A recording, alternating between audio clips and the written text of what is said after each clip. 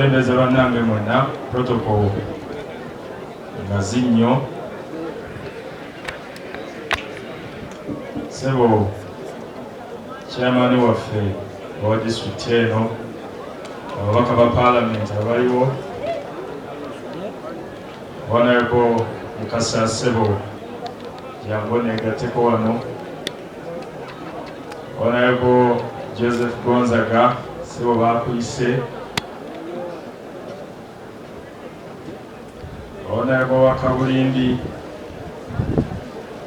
Nyabo Mbako Mchala owa district eno okusookera ddala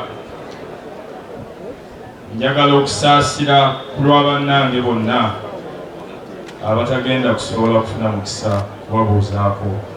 Njagala okusaasira famire eno okusingira ddala kitaffe Mwami Sali ne Ssengaffe Nantongo awamu n'abaana.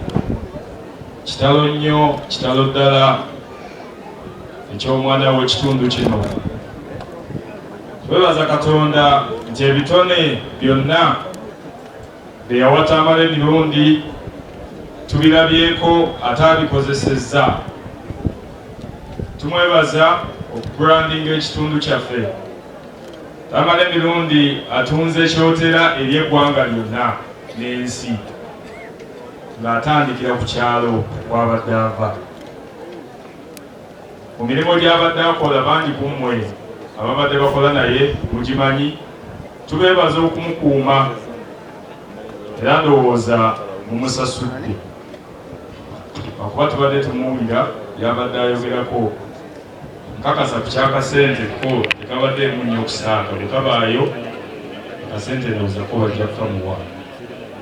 Njagala okwongera okusaasira abatuuze b'ekitundu kino Kalagala tuviiriddwako. Tamale omwana wammwe, Tamale brand ambassador wa Kyotera agenze, naye tukkiririza nnyo mu bingi ku ebyo byabadde ayogera naddala mu nsonga z'obukulembeze. Tumwebaza.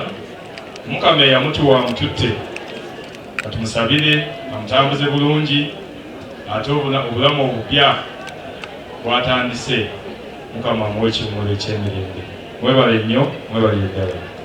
Mwebale nnyo ya MP ne Honorable Fortune Rose Nantongo. Ababaka buli mwatu buli erinnya lye ne erinnya ogyera byosaawo lyange Kagala Rose yankyawe Nantongo ono Parliament.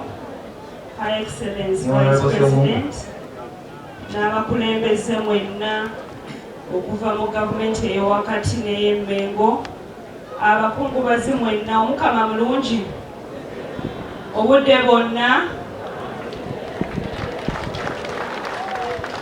Nze Nantongo Fortunate Rose nga nze mubaka omukyala owa Kyotera District. Basaasira nnyo bakungubazi bannange olw'okufiirwako muzeeyi waffe, kubanga muzeeyi Tamale Wankima era abadde muzeeyi wange engeri gyeri Nantongo. Tubasaasira nnyo abafamiri ate ne ttiimu okuva mu Parliament of Uganda.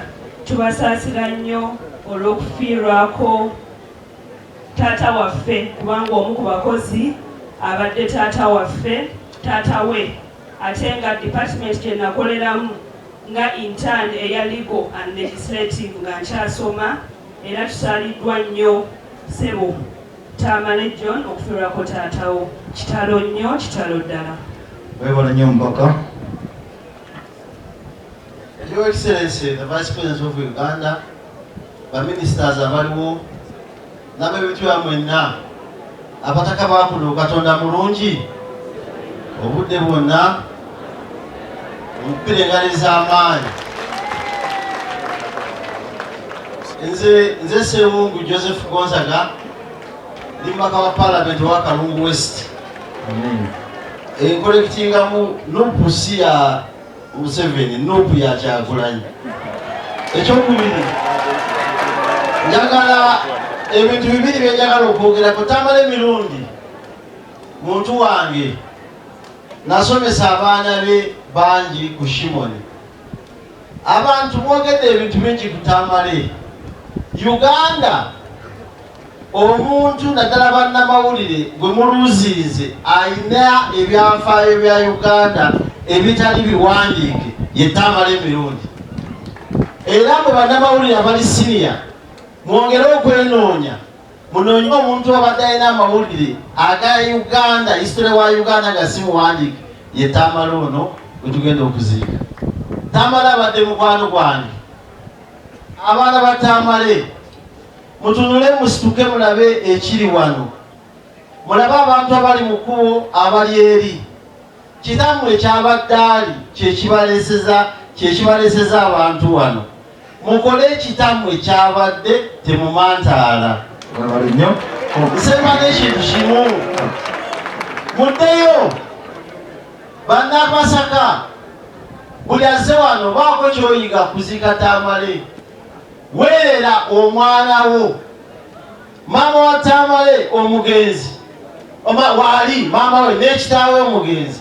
Singa tibaweerera Tamale kuva eno gye mulaba tiyandibadde kyabadde Kampala kusoma abantu bazzeeyo. Nolwekyo buli mwana wo lwasomera obwereere basomedde bwereere mulwane n'abaana bammwe. Kyabibaza ebyange byebyo. Nsaasira nnyo member of our parliament staff Tamale situkako kubanga bwe mwatuleese nange njagadde mulage ng'omubaka wa parliament.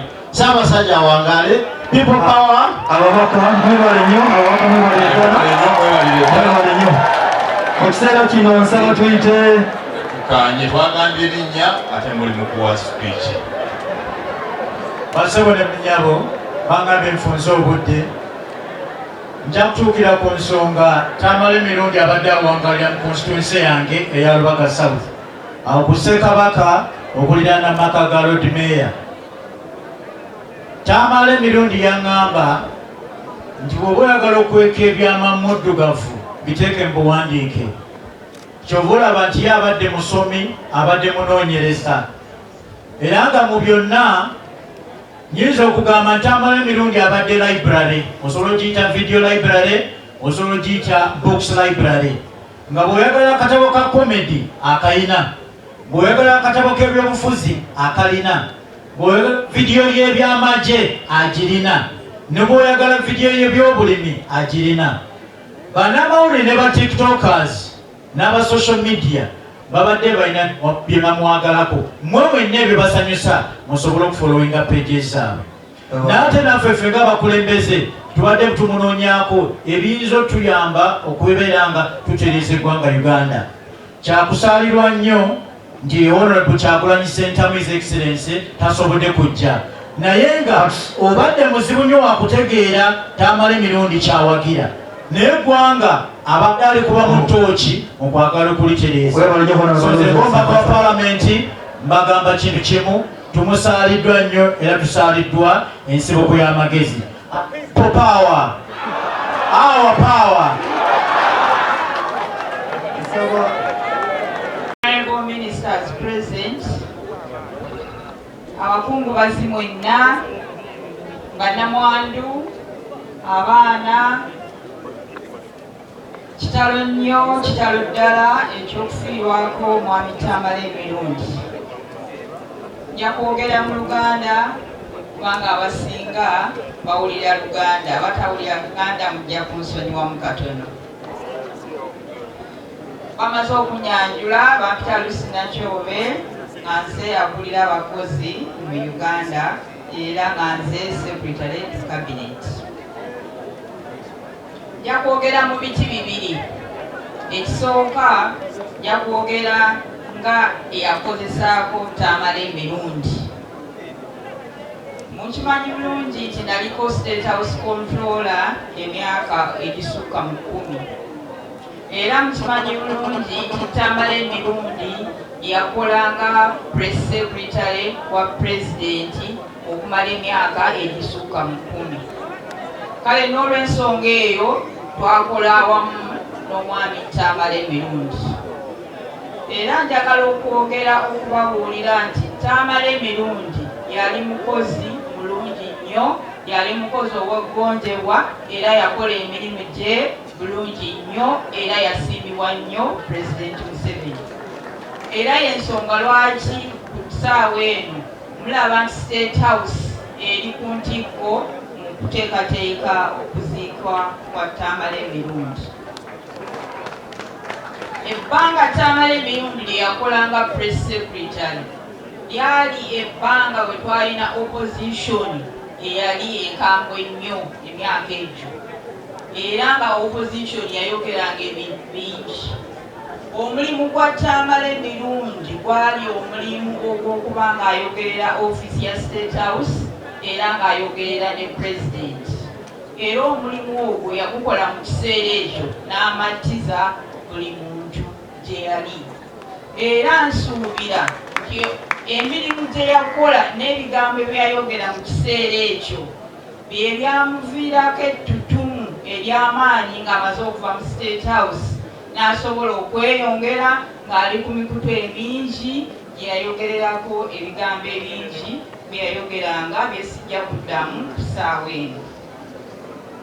Era omwami Tamale Mirundi ng'avudde ku bwa Press Secretary yaweebwa ekifo ekya Special Presidential Advisor mu Media Affairs. Ekyo mukimanyi bulungi, yakyogera nga ye kennyini nga mulamu. Omulimu ogwo teyagusanyukira ye nga mwami Tamale Mirundi, naye ng'omulimu ogwo gwamuweebwa era afudde nga Special Presidential Advisor ng'era asasula omusaala. N'olwekyo abadde mukozi waffe. So etayipu ey'okubiri gye njagala okwogerako, abadde mukozi wa gavumenti. Kale n'olwekyo era mbadde mumpulira nga nze omukozi wa gavumenti. Tamale bwe yava mu State House twayongera okuba nga tukolaganira wamu. Tekyategeeza nti bwe yavaayo akaguwa kaaputuka. Yandekayo nga ndi State House Controller era nayongera okumusapootinga. Namulekera emmotoka ya gavumenti, twamulekera driver, twamulekera obukuumi. Era twayongera okubanga nga tumuwa support. Era mu byayogeranga byombanga mwali mu bigenderera yakinologinganga ebintu ebyo. So Tamale Mirundi njagala kumwogerako ng'omusajja yalina amagezi amangi. Era nkikakasa mwenna mukimanyi nti yali muntu wa njawulo. Nga bwe bamwogeddeko nti yalina history, naye teyakoma ku history yekka, amagezi gaali gamwese. Buli kye wamubuuzanga Tamale yalinanga ansa yakyo. Tamale olw'okwogeranga ebintu ebingi, ebimu byamuviiramu abamukyawa, naye ate ebisinga obungi byamuviiramu ab'emikwano. Era byamuviiramu folowa ey'amaanyi gy'abadde yeewaana bulijjo. Era folowa eyo gisaasidde nnyo, nange mbadde omu ku abo abamufolowinga. Nga bw'owulira olina stress, bw'owulira olina ekikutabudde, jjayo akatambi ka Tamale owulirizeeko, ojja kusanyuka. Tamale yali muntu atasangikasangika, kubanga bwe yayogeranga ebintu actually nga yeboogedde nga toyinza kumanya wa Tamale waagwa. Omuluzungu yandikiise omuntu owa contrast. Mwena bwe muba mwafolowinganga bye yayogera, ayinza wamulabanga nti ayambadde sapule era nga musajja mukatoliki.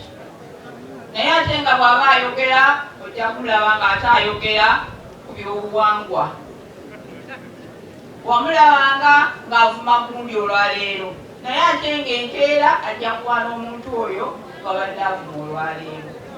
Tamale yali muntu asaba mangu ekisonyiwo. Bwe yakubuutiranga olwaleero n'omukubirako akasimu n'omugamba Tamale ekyo wakoze ki?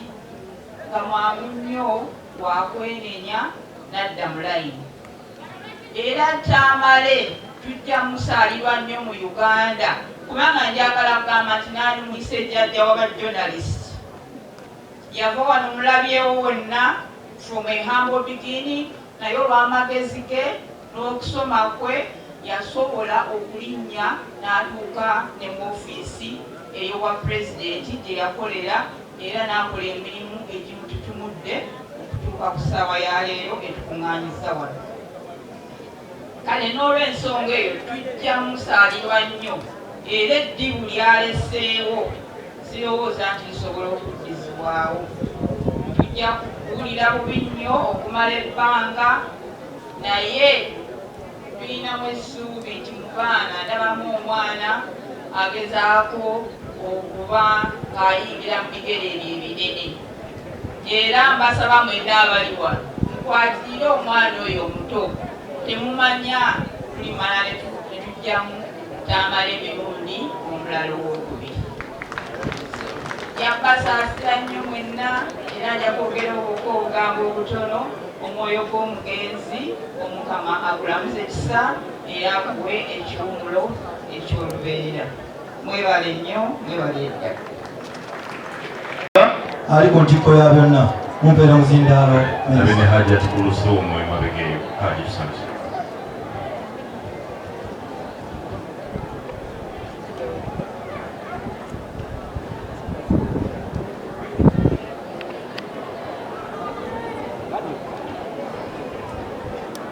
Oweekitiibwa ennyo Vice President wa Uganda, mukwano gyange baministers abali wano, mukwano gwange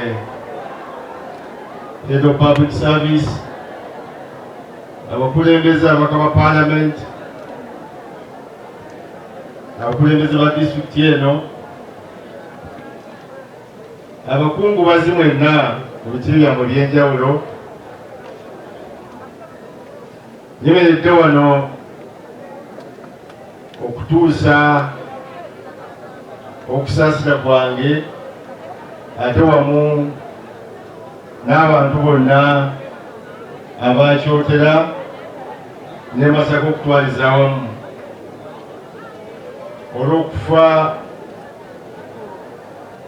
kwa mukadde waffe ono, omwana waffe, mukwano gwaffe kati omugenzi Tamale Mirundi. Omugenzi Tamale Mirundi yeesimbawo mu 2001 bubaka bwa Parliament. Olwesi baalimu abantu 7. Buli muntu yalowooza nti awangudde kubanga egombola ze tulina muno 8 buli muntu yalinamu k'amaanyi mu gombola ezimu. Naye eyalangirira kiseera ekyo yalangirira omuntu yali awangudde. Omugenzi Tamale Mirundi yanyiiga nnyo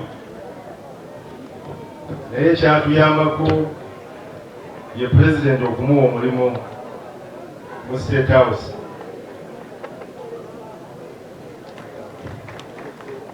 Omugenzi Tamale Mirundi gye yatandika okukulira na President yatukolera ebintu bingi abamu bye mutaasobola na kutegeera. Ne President bw'atambula mu kitundu kyammwe n'abaako by'asuubiza, wabeerako malayika erina okumujjukiza. Malayika erina okuba ng'emuli kumpi. Kati ekiseera ekyo malayika yaffe yali Tamale Mirundi.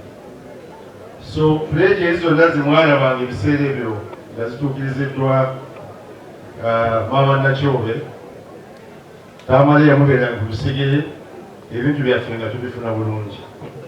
N'olwekyo yatukolera omulimu ogw'amaanyi. Owalinawo n'essomero wano e Matale ezazimbwawo n'amakanisa ag'enjawulo. Tamale nga bwe bamwogeddeko, abadde musajja mugezi nnyo nnyo nnyo. Kyobulaba yamanya n'obunafu bw'abaddugavu.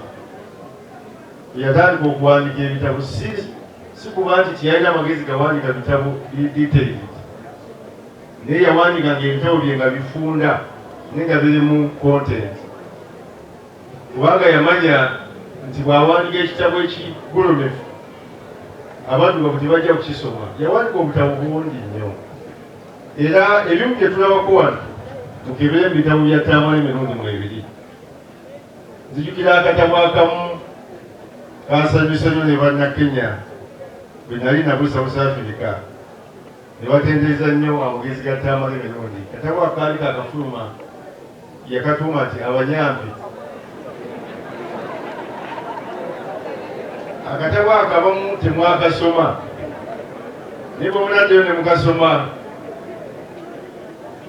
ojja kusanga nti omwana omuntu mulamu era yakuzibwa, muzaddewo ne waba bintu bimusobyeko, amangu ddala gwovaayo nogamba nti nze ebikoze nsaba munsonyiwe, taata nsaba ate taata enyini kuga nti nsonyiwa. So omuzadde oba omuntu akusingako tomusalira musango mu lujjudde kubanga kimuswaza nnyo oba omuweebudde. So abadde awandiika ebitabo bye ng'ababisoma bibayambako.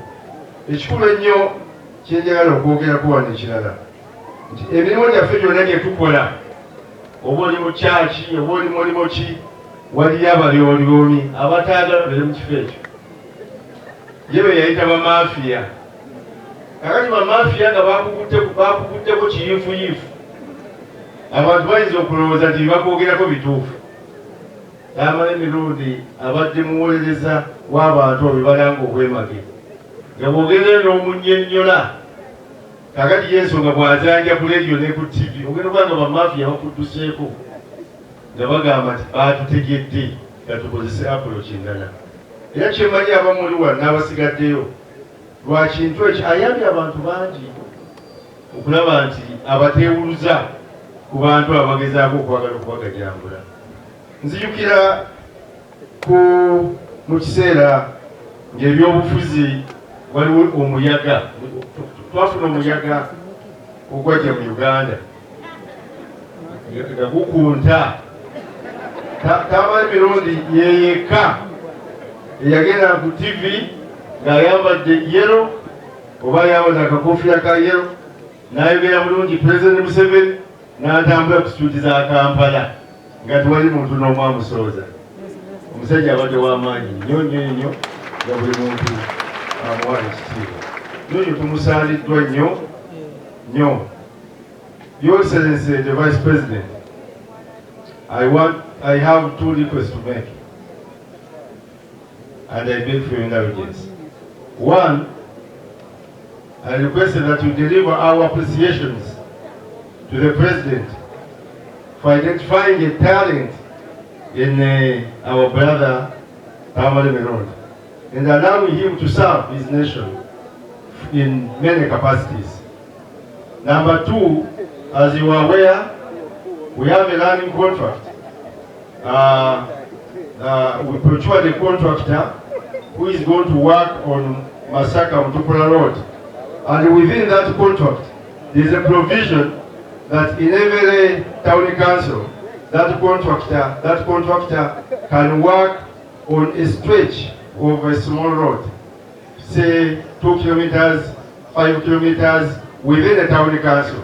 So I beg that you talk to the minister in charge of roads, General Katumba Wamala, to at least tarmac, to use that provision within that contract to direct the contractor that is going to work on Masaka Mtupula Road to tarmac that stretch from Kalisizo at least 2-3 kilometers along this road, 2-3 kilometers, because it is within that provision. We don't need extra money, we don't need extra funds. It is within the contract. So I requested that because as in members of our beloved sir, and if money is found, like the daughter has requested, to put up a parking yard, maybe as he had planned, that dream will find already the road tarmac. Yes. So I requested that you direct General Katumba to direct the contractor to tarmac this small stretch, at least 3 kilometers, because it is within the provision of that contract. I thank you, Your Excellency. njagala kutwala mukisa guno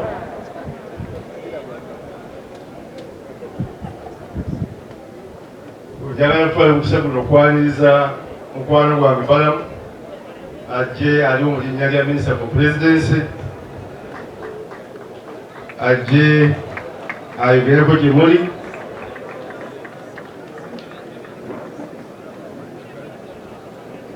mwebale nnyo mwebale ddala omwoyo gw'omugenzi omukama abulamuze kisa kale n'omwogezi wa Uganda Muslim Supreme Council mu West Buganda Region Hajj Isimas Simba Chancellor